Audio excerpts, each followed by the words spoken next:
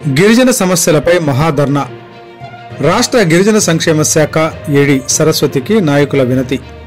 విజయవాడ రాష్ట్రంలో గిరిజనులకు ST corporation రుణాల మంజూరు చేయాలని, గిరిజనుల పట్ల గత వైసీపీ టీడీపీ ప్రభుత్వాలు మారిన పేద బడుగు బలహీన గిరిజనుల బ్రతుకులు మాత్రం ఎక్కడ వేసిన గొంగళి అక్కడే ఉందని, గిరిజన గురుకుల పాఠశాలలో ఉపాధ్యాయుల కొరత ఉందని, వారికి పౌష్టిక ఆహారం లేదని, సరైన మరుగుదొడ్లు లేవని ముఖ్య అతిథిగా పాల్గొన్న మాజీ ఎమ్మెల్సీ జెల్లి విల్సన్ అన్నారు. సోమవారం విజయవాడ ఎస్టీ కమిషనర్ కార్యాలయం వద్ద గిరిజన సమాఖ్య ఆధ్వర్యంలో మహాధర్నా కార్యక్రమం నిర్వహించబడింది. ఈ కార్యక్రమానికి గిరిజన సమాఖ్య ప్రధాన కార్యదర్శి వైఎల్ రామాంజనేయులు అధ్యక్షత వహించారు.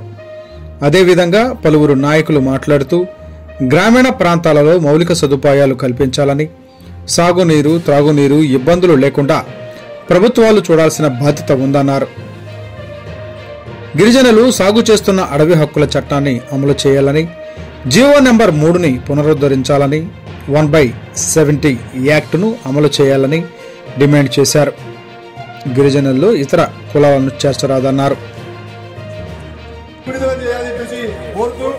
కేంద్ర రాష్ట్ర ప్రభుత్వాల నుంచి సబ్సిడీలో కూడినటువంటి రుణాలు అందించాలని చెప్పేసి మేము తెలియజేస్తా ఉన్నాం.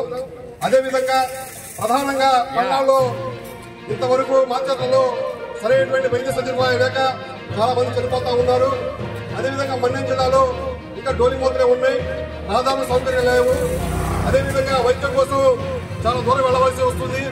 కాబట్టి తక్షణమే మార్కెట్లలో ఆసుపత్రి నిర్మాణం చేపట్టాలని చెప్పేసి, మన్యం ప్రాంతాల్లో డోలిమూత లేకుండా చేయాలని చెప్పేసి మేము గిరిజన సమైక్య నుంచి తెలియజేస్తా ఉన్నాం.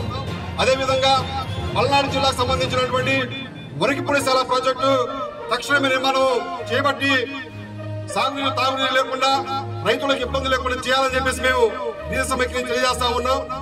ఏదైతే మేము తెలియజేస్తున్నటువంటి డిమాండ్ల పైన ఖచ్చితంగా అమలు చేయకపోతే రానున్నటువంటి రోజుల్లో సిపిఐ పార్టీ నుంచి గిరిజన సమైక్య నుంచి పెద్ద ఎత్తున ఆందోళన కార్యక్రమాలు చేస్తామని చెప్పేసి ఈ కూటమి ప్రభుత్వాన్ని హెచ్చరిస్తా ఉన్నాం.